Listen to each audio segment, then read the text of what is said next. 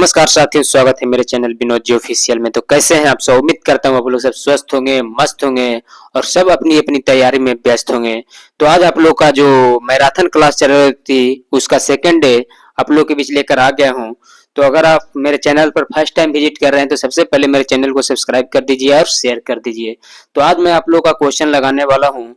जैसा कि आप लोगों को मैं कल बताया था कि मैं जितना भी क्वेश्चन अभी जो कराने जा रहा हूँ ये सब सीबीएसई की पैटर्न पे आधारित है और सीबीएसई का और एनटीए में बहुत सारा डिफरेंट होती है। उसी लेवल से मैं जो भी क्वेश्चन तैयार किया हूँ वो आप लोग के बीच लेकर आया हूँ। तो सबसे पहले आप लोग को मैं जो टॉपिक को स्टार्ट करने से पहले इसके पहले मैं आप लोगों को कुछ बताना चाहूंगा। जो काफी विद्यार्थियों का मैसेज आ रहे थे कि जो साइंस का जो क्वेश्चन है वो किस लेवल के रहेगी। तो सबसे पहले आप लोग को मैं बता देना चाहता हूँ कि ये जो साफ मेंशन कर दिया है जो सिलेबस के बारे में कि आप लोग का जो साइंस का जो पोर्शन रहने वाली है कोई ज्यादा नहीं, सब जनरल साइंस रहने वाली है। क्या रहने वाली है? Physics, general science.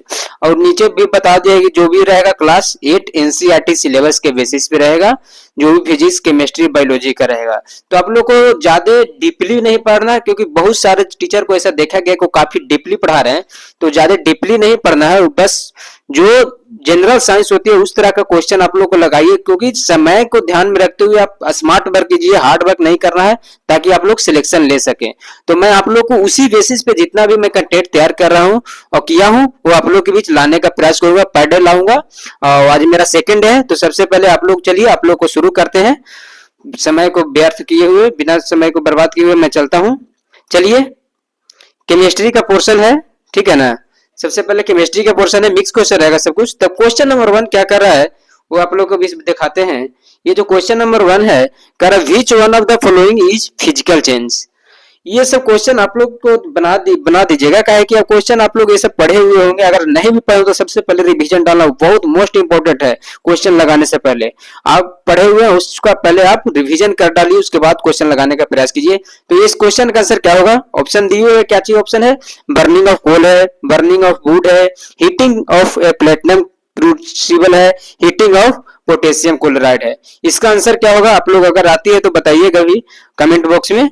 तो चलिए इसका बताते हैं। आप लोगों को ऑप्शन नीचे दिया हुआ है, उस बेसिस पे ही तैयार किए। तो ऑप्शन इसमें सी दिया हुआ है। क्या दिया हुआ है? सी दिया हुआ है। क्या हो जाएगा? Heating of platinum crucible. इसमें क्वेश्चन पूछा हुआ था कि फिजिकल चेंज के बारे में बता रहे थे, तो क्वेश्चन इजी था, आप लोग भी बना दिए होंगे। चलिए नेक्स्ट क्वेश्चन बढ़ते हैं, क्वेश्चन नंबर 2 की ओर। क्वेश्चन नंबर 2 क्या है? क्वेश्चन नंबर 2 है कि conversion of substance directly from solid to vapour state is known as vaporisation, sublimation, decomposition, ionisation.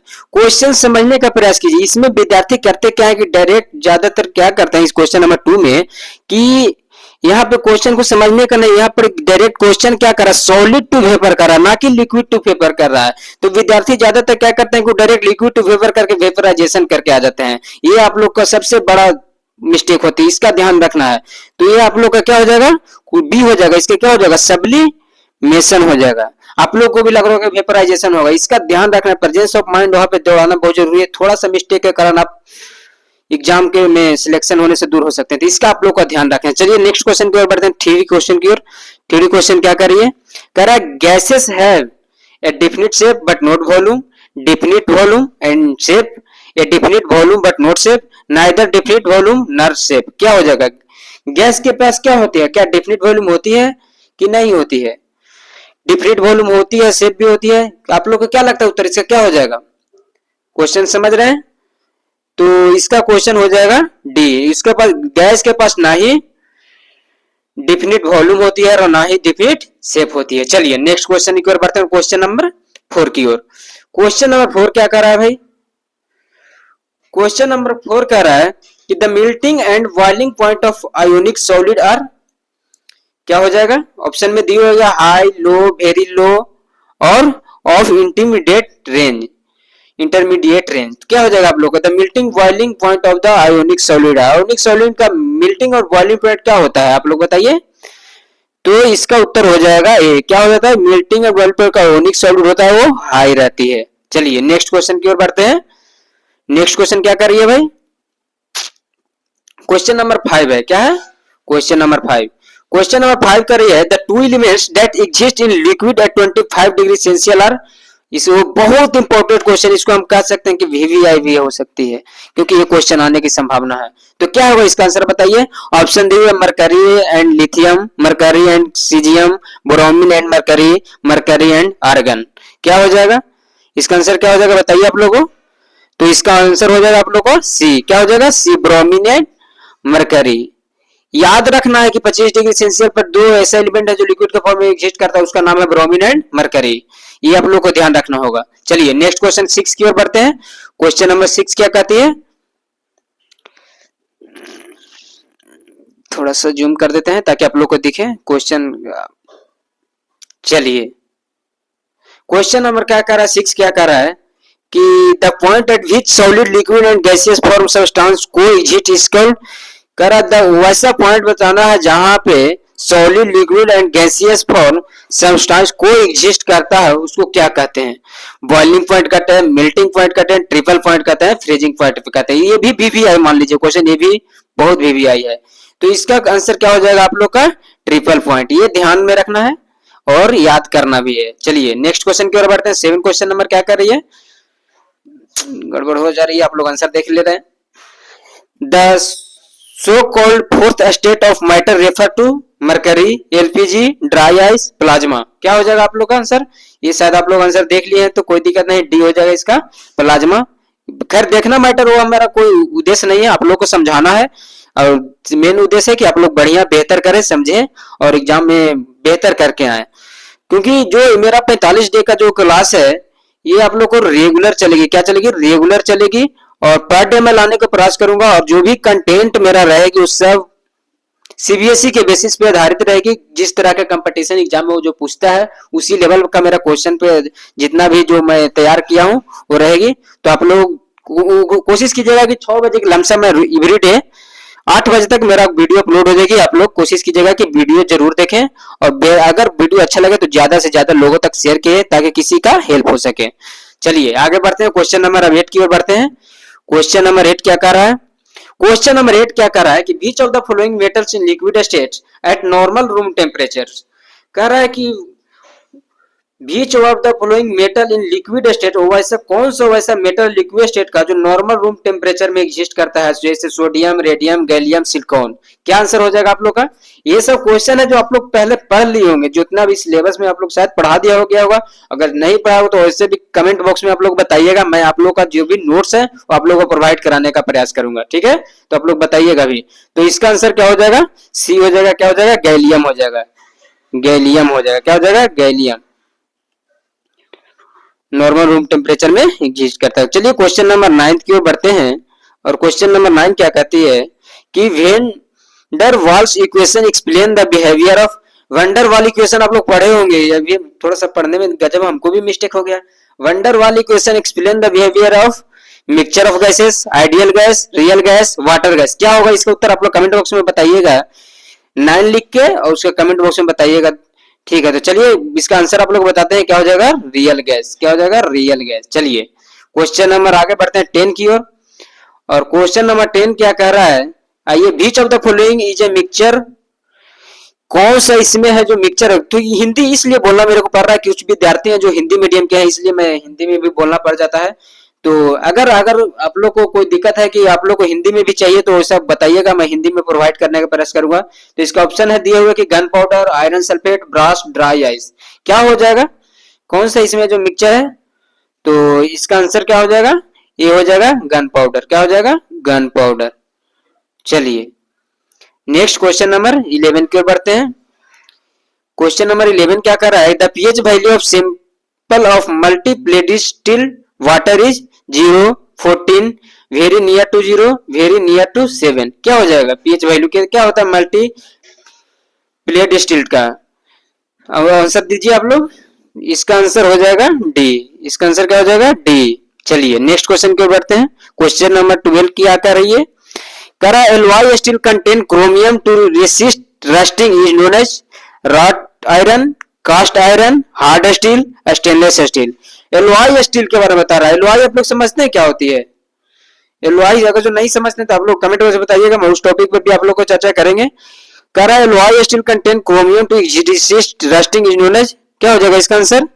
इसका आंसर हो जाएगा स्टेनलेस स्टील, डी। चलिए क्वेश्चन नंबर अब 13 के बढ़ते हैं। क्वेश्चन नंबर 13 क्या कहती है? क्वेश्चन नंबर 13 कह रही कि alloy in which mercury is one of the metals are called amalgams, emulsions, mixtures, solders. क्या हो जाएगा इसका आंसर बताइए? इसका आंसर हो जाएगा ए। क्या हो जाएगा? ए, एमलागम। चलिए नेक्स्ट क्वेश्चन नंबर की ओर बढ़ते हैं, क्वेश्चन नंबर 14 की ओर। क्वेश्चन नंबर 14 क्या करें? Colloids are true solution are suspension of one phase in another are two phase system contain only water soluble centre substance. क्या हो जाएगा कोलाइड सर? इसका आंसर दीजिए। इसका आंसर हो जाएगा सी। क्या हो जाएगा? सी, आर टू फेज सिस्टम। चलिए नेक्स्ट क्वेश्चन की ओर बढ़ते हैं, क्वेश्चन नंबर 15 की ओर। क्वेश्चन नंबर 15 कर रहा है colloids are purified by, colloids को कैसे प्यूरिफाई किया जाता है? भाई पेप्टिजेशन, कोगुलेशन, कंडेंसेशन, डायलिसिस। कैसे, क्या आंसर हो जाएगा आप लोग कोलाइड्स का? चलिए इसका आंसर बताते हैं आप लोग का। इसका ऑप्शन हो जाएगा भाई डायलिसिस। डायलिसिस के द्वारा हम लोग इसका प्यूरिफाई करते हैं। चलिए नेक्स्ट क्वेश्चन की ओर बढ़ते हैं, क्वेश्चन नंबर 16 की ओर। क्वेश्चन नंबर 16 क्या कर रही है कि distillation is reduced pressure is used for liquid which have high boiling point, have low boiling point, have high volatility, decomposition before there boiling point. तो इसका ऑप्शन हो जाएगा आप लोग का D, decomposition before the boiling points. चलिए question number 17 की ओर बढ़ते हैं। क्वेश्चन नंबर 17 क्या कर रहा है कि for solution of volatile liquids the partial vapour pressure of each component in solution is directly proportional to its molarity, mole fraction, molality, normality. क्या हो जाएगा इसका आंसर आप लोग बताइए? इसका आंसर हो जाएगा बी। क्या हो जाएगा? बी। क्या हो जाएगा? Mole fraction. चलिए नेक्स्ट क्वेश्चन की ओर बढ़ते हैं। क्वेश्चन नंबर अब फिजिक्स का कुछ पोर्शन है वो आप लोग के बीच लाया हूं। फिजिक्स का भी क्वेश्चन लेकर कहा कि पढ़े किसी, मेरा मेन उद्देश्य साइंस का, तो हर चैप्टर से एक एक टॉपिक उठा के लेकर लाऊंगा आप लोग को 40 डे में, तो आप लोग बहुत बेहतर कर सकते हैं, मेरा पूरी उम्मीद है और पूरी मेरा संभावना है। तो मैं जिस तरह से स्ट्रेटजी बनाया हूँ, जिस तरह से मेरा रोड मैप है आप लोग को बताने का, उस स्ट्रेटजी से आप लोग चलिए बहुत बेहतर कर सकते हैं आप लोग। तो चलिए क्वेश्चन अब फिजिक्स का लगाते हैं। तो क्वेश्चन नंबर 1 क्या कर रहा है फिजिक्स का ये देखते हैं। कह रहा है कि a block of wood is floating in a lake, the apparent weight of the floating block is 0, equal to its true weight, more than its true weight, less than its true weight। तो इसका answer हो जाएगा 0। इसका answer हो जाएगा 0। चलिए question number 2 की ओर बढ़ते हैं। क्वेश्चन नंबर 2 क्या कर रही है? कह रहा है a magnetic needle is keeped in non uniform magnetic fields, it's experience a force and torque, a force but not torque, a torque but not force, neither a force nor a torque। क्या हो जाएगा इसका answer दूसरा का? आप लोग बताइएगा अगर जो आता है तो। इसका आंसर आप लोग को बताता हूँ। इसका आंसर हो जाएगा a force and A torque. ध्यान रखना ये सब क्वेश्चन बहुत हेवी आई रहती है, ठीक है ना। चलिए क्वेश्चन नंबर 3 की ओर बढ़ते हैं। क्वेश्चन नंबर 3 क्या कर रहा है जो देखते हैं। कह रहा है कि a moving body on earth ordinary come to rest by itself because of the. कह रहा है कोई भी बॉडी अगर अर्थ को ऑर्डिनरी मूव करता है और रेस्ट में हो जाती है इटसेल्फ अपने आप, तो उसको क्या कहते हैं? लॉ ऑफ इनर्शिया कहेंगे, फोर्स ऑफ फ्रिक्शन कहेंगे, कंजर्वेशन ऑफ मोमेंटम कहेंगे, ग्रेविटी कहेंगे। तो ये हो जाएगा फोर्स ऑफ फ्रिक्शन। कोई भी बॉडी अगर मूव करेगी तो जब उसमें फ्रिक्शन लगेगा तो बॉडी अपने आप रेस्ट में आ जाएगी। क्या आ जाएगी? रेस्ट में आ जाएगी। चलिए नेक्स्ट क्वेश्चन की बढ़ते हैं। क्वेश्चन नंबर 3 की ओर, 4th की ओर। क्वेश्चन नंबर 4 क्या करिए, जूम कर देते हैं ताकि आप लोग को साफ दिखे, ठीक है ना। बहुत मेहनत लगती है पीडीएफ तैयार करने में, ठीक है ना। आप लोग को कोई दिक्कत नहीं, आंसर देखिएगा उससे कोई दिक्कत नहीं है। चलिए An object moving around in circle is moving with a uniform velocity, uniform speed, variable velocity, variable speed। क्या हो जाएगा? इसका हो जाएगा आप लोग का बी। क्वेश्चन नंबर 4 का आंसर हो जाएगा बी, यूनिफॉर्म। क्वेश्चन समझने का प्रश्न, an object moving around an circle moving with, जो सर्कल में जो ऑब्जेक्ट घूमती है उसको क्या कहते हैं? यूनिफॉर्म स्पीड के साथ वो घूमती है। चलिए नेक्स्ट क्वेश्चन नंबर 5 की ओर बढ़ते हैं। क्वेश्चन नंबर 5 कह रहा है as the train starts moving a man sitting inside leans backward because of inertia of rest, inertia of motion, moment of inertia, conservation of mass. कहने का मतलब है कि कब जब ट्रेन स्टार्ट होती है, ए man sitting side backward because of, जब आप ट्रेन में ट्रेवल करते होंगे तो जब ट्रेन स्टार्ट होती है तो कोई भी व्यक्ति है जो पीछे की ओर बैकवर्ड की ओर होती है। ऐसा क्यों, क्या कारण है? इनर्शिया ऑफ रेस्ट के कारण, इनर्शिया ऑफ मोशन के कारण, मोमेंट ऑफ इनर्शिया के कारण, या कंजर्वेशन ऑफ मास। क्या हो जाएगा इसका आंसर? इसका आंसर क्या हो जाएगा? इसका आंसर हो जाएगा इनर्शिया ऑफ रेस्ट के कारण। क्या हो जाएगा? Inertia of rest. ए हो जाएगा 5 का। चलिए क्वेश्चन नंबर अब 6 की ओर चलते हैं। क्वेश्चन नंबर 6 क्या कह रहा है कि choose the only scalar quantity from the following. Scalar quantity क्या होता है आप लोग बता देते हैं। स्केलर, स्केलर में ओनली मैग्नीट्यूड होता है, खाली मैग्नीट्यूड होता है, नहीं यहाँ पे हो रहा है। और वेक्टर में बोथ मैग्नीट्यूड एंड डायरेक्शन होता है। तो इसमें क्या हो जाएगा? एनर्जी, टॉर्क, मोमेंटम, फोर्स दिया हुआ है। क्या हो जाएगा इसमें? कौन सा स्केलर है? तो इसका हो जाएगा एनर्जी। एनर्जी है ओनली स्केलर क्वांटिटी। चलिए क्वेश्चन नंबर 7 की ओर बढ़ते हैं। क्वेश्चन नंबर 7 क्या कर रही है? क्वेश्चन नंबर 7 कह रहा है कि choose the only vector quantity from the following. कौन सा इसमें वेक्टर क्वांटिटी? वेक्टर क्वांटिटी आप लोग को पता है ना वेक्टर क्वांटिटी क्या होती है? वेक्टर क्वांटिटी के पास बोथ होती है, दोनों होता है, मैग्नीट्यूड एंड डायरेक्शन भी होती है। तो कौन सा इसमें आप लोग का वेक्टर क्वांटिटी है? एनर्जी है, लेंथ है, डेंसिटी है, टॉर्क है। क्या हो जाएगा इसका? इसका आंसर हो जाएगा टॉर्क।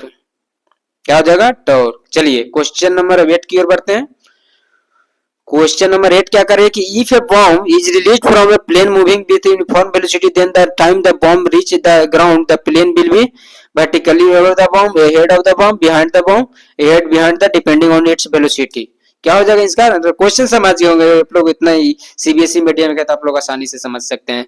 तो इसका आंसर हो जाएगा आप लोग का वर्टिकली ओवर द एवं। वर्टिकली रहेगा ही, सिंपल से। जब कह रहा है कि जब प्लेन से कोई बम को फेंका गया तो उस बीच का जो प्लेन है उसका बॉम्ब के बीच का जो किस तरह का प्रतिबिंब बनेगी तो वो बता रहा है वर्टिकली अबव द बॉम्ब। चलिए नेक्स्ट क्वेश्चन अब बढ़ते हैं क्वेश्चन नंबर 9 की ओर। क्वेश्चन नंबर 9 क्या कर रहा है?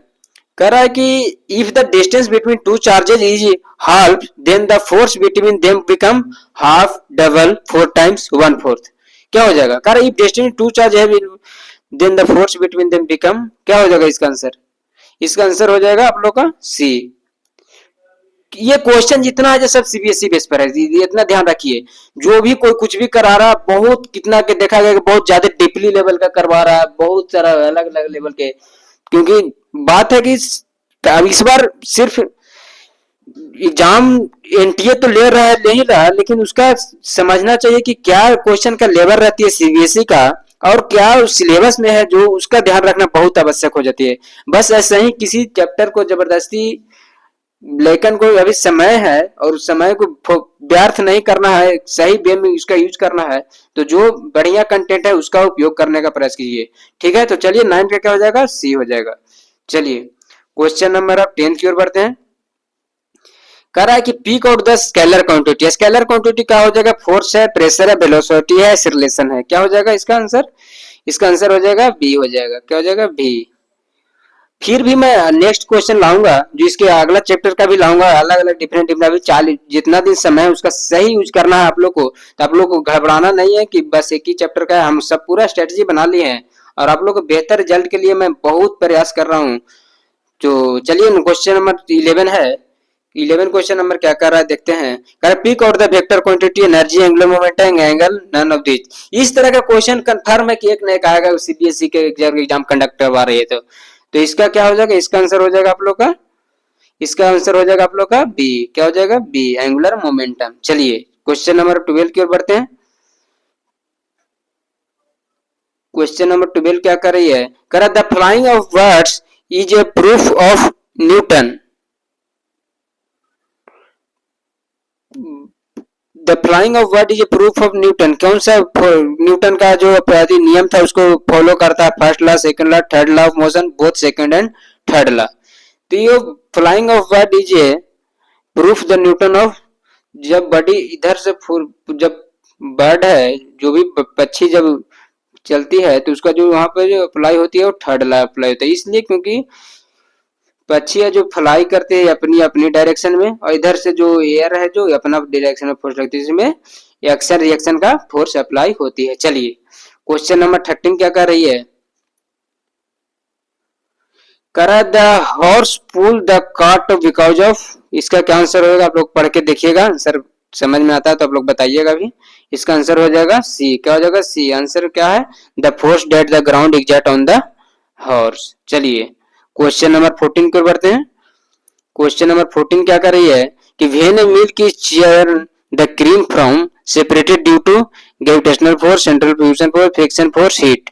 आप लोग ये क्वेश्चन मान के चलिए VVI है, आप लोग को बताना है कि जब दूध को जब क्रीम निकाला जाता है उसमें कौन सा फोर्स अप्लाई होती है, बताइए आप लोग कौन सा फोर्स अप्लाई होती है, सेंट्रीफ्यूगल फोर्स। आप लोग घर में भी ये देखे होंगे। चलिए क्वेश्चन नंबर 15 की ओर बढ़ते हैं।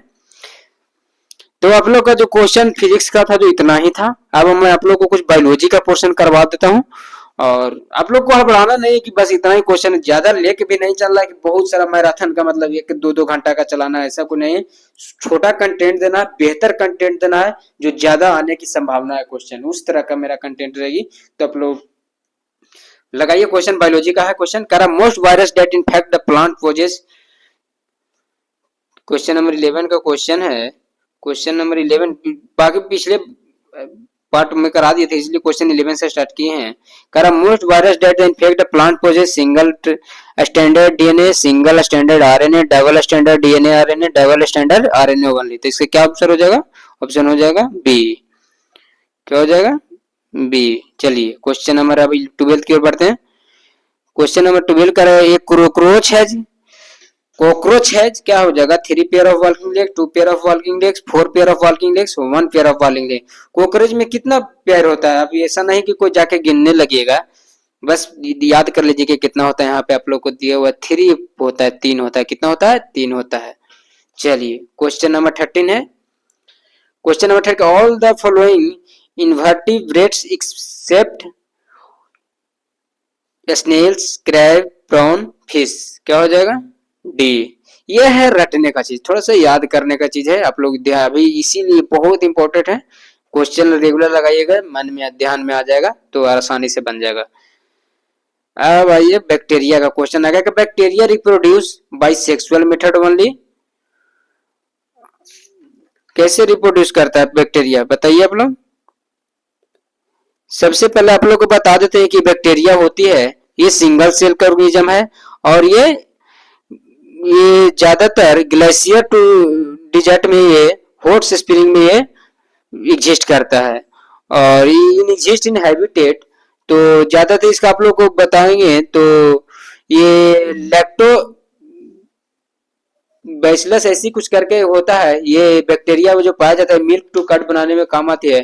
तो इसका आंसर क्या हो जाएगा बैक्टीरिया का, तो इसका हो जाएगा mostly by asexual method, by asexual method, ठीक है ना। बैक्टीरिया जो दूध से जो दही बनाते हैं ना, वो भी एक बैक्टीरिया है, उसमें जो लैक्टिया बैसिलस नाम का एक जो बैक्टीरिया जो पाई जाती है। तो इसका आंसर हो जाएगा आप लोग का डी। चलिए अब आगे चलते हैं क्वेश्चन नंबर 15 की ओर।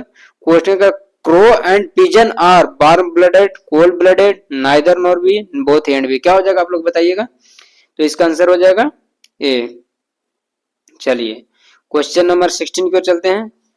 क्वेश्चन नंबर 16 क्या कर रहा है, fungi are always autotrophic, heterotrophic, parasitic, saprophytic. क्या हो जाएगा फंगी, बताइए जल्दी, फंगी क्या हो जाएगा। फंगी सबसे पहले आप लोग को जानना चाहिए कि ये हेटरोट्रोफिक होती है, दूसरों पर आधारित होती है, ये इसमें क्लोरोफिल नहीं होती है, ये जो कॉलोनीज में पाया जाता है, ये जैसे ने पेनिसिलियम हो गया, स्पिंगुलस हो गया, ये सब इसका एग्जांपल है। तो ये हेटरोट्रोपिक होता है। क्या होता है, हेटरोट्रोपिक होता है। क्या नहीं हो रहा, हाँ चलिए हेटरोट्रोपिक होता है। चलिए क्वेश्चन नंबर 17 लगाइए। कह रहा है कि lichen is a considered to be a symbiotic association, थोड़ा सा जूम कर देते हैं, दिख नहीं रहा होगा आप लोगों को। करा lichen is a considered to be a symbiotic association of two living organism, which organism is involved in it, algae and bacteria, algae and fungi, algae and bryophytes, fungi and bryophytes. इसका answer हो जाएगा आप लोग का algae and fungi. चलिए next question देखते हैं। Next question क्या है, कह रहा mammals are warm blooded, cold blooded, both and B none of this. कि मैमल्स क्या होते हैं बताइए आप लोग। ये तो क्वेश्चन इजी है भाई, ये क्वेश्चन काफी इजी है। जो क्वेश्चन नंबर 18 आप लोग का है ये काफी इजी है, काफी इजी है और भी आई भी है। तो इसका क्या आंसर हो जाएगा? इसका आंसर हो जाएगा आप लोग का वार्म ब्लडेड। ये ध्यान में रखना है, याद करके रखना है, ये बहुत इंपॉर्टेंट क्वेश्चन है। चलिए नेक्स्ट क्वेश्चन देखते हैं। नेक्स्ट क्वेश्चन क्या कर रहा है? कह रहा है कि man belong to the phylum mollusca chordata porifera amphibian. क्या हो जाएगा इसका आंसर? इसका आंसर हो जाएगा कोर्डाटा। वो इसका उच्चारण बहुत सारा है, कोई चोरडाटा भी कहते हैं, किसी कोर्डाटा भी कहते हैं, सबका अपना अपना उच्चारण करने का तरीका है। चलिए क्वेश्चन नंबर 20 क्या कर रही है? क्वेश्चन नंबर 20 क्या रही है कि outer covering of the virus made up of protein is, virus made up of protein. कह रहा outer covering of virus made up protein is, जो वायरस होती है उसको जो आउटर कवरिंग होती है किस प्रोटीन से बनी होती है? Capsid, coat, virion, viroid. 20 number question important है जी, थोड़ा ध्यान में रखना है। इसका हो जाएगा ए। क्या हो जाएगा? इसका हो जाएगा ए। कैप्सिड से होता है। कौन सा होता है? कैप्सिड। ध्यान में रखना ये। क्वेश्चन नंबर 21 देखते हैं। क्वेश्चन नंबर 21 क्या कर रहा है? क्वेश्चन नंबर 21 कर रहा है कि snakes and lizards are animal that are warm blooded, cold blooded, both none of this. Snakes and lizards are animal that are कैसा होता है? ये होता है cold blooded. Mammals warm blooded और ये स्नेक्स है जो कोल्ड ब्लडेड। चलिए क्वेश्चन नंबर 22 अब लगाते हैं। क्वेश्चन नंबर 22 क्या कर रही है? The virus that infect the bacterium is herbivorous, viremia, bacteriophage, बैक्टोफेन। क्या हो जाएगा इसका आंसर? इसका आंसर हो जाएगा सी। क्या हो जाएगा? सी, बैक्टीरियोफेज। चलिए क्वेश्चन नंबर 23 की ओर आप आगे बढ़ते हैं। कर रहा है क्वेश्चन नंबर 23 क्या कर रहा है? कह रहा है कि which of the following is a parasitic plant? Marchantia, kale, mushroom, पिटेरिस। क्या हो जाएगा इसका आंसर? इसका आंसर क्या होगा? क्वेश्चन नंबर 23 का आंसर क्या हो जाएगा? आप लोग को अगर आंसर आता है तो बताइएगा। इसका आंसर हो जाएगा सी, हो जाएगा मशरूम। ठीक है। चलिए क्वेश्चन नंबर 24 क्या कर रहा है कि which of the following is an amphibian? भेल, टर्टल, फ्रॉग, काऊ। इसका आंसर क्या हो जाएगा? विच of the following is amphibian? तो इसका आंसर हो जाएगा सी, फ्रॉग। ये जो पानी में रहती है फ्रॉग। क्वेश्चन नंबर 25 क्या कर रहा है कि which of the following is not mammals? Fish, cow, goat, whale. इसका आंसर क्या हो जाएगा? इसका आंसर हो जाएगा ए, फिश। क्वेश्चन नंबर 26 देखिए। कर रहा है algae often floating on the surface of water during the day but sink down the during the night due to। Question बहुत ही बढ़िया क्वेश्चन है जी। तो इसका आंसर क्या हो जाएगा? इसका आंसर ये हो जाएगा evolution and trapping of the oxygen bubbles during the day दिया द फोटोसिंथेसिस। चलिए क्वेश्चन नंबर यहीं पे आप लोग को समाप्त होती है। आज के लिए इतना ही। तो दोस्तों उम्मीद करता हूँ आप लोग को वीडियो बहुत अच्छा लगा होगा और जो मैं नेक्स्ट टॉपिक जो लाऊंगा इसी पे आधारित मैं पर डे लाने का प्रयास करूंगा। अब अगर जो आप लोग को लगता है कि मैं आप लोग को हिंदी का भी लेकर आऊँ और अदर सब्जेक्ट का भी, तो उसे आप लोग कमेंट बॉक्स में बताइएगा। मैं एक्स्ट्रा टाइम निकालकर आप लोग के लिए वो भी व्यवस्था करने का प्रयास करूंगा। तो ज्यादा अच्छा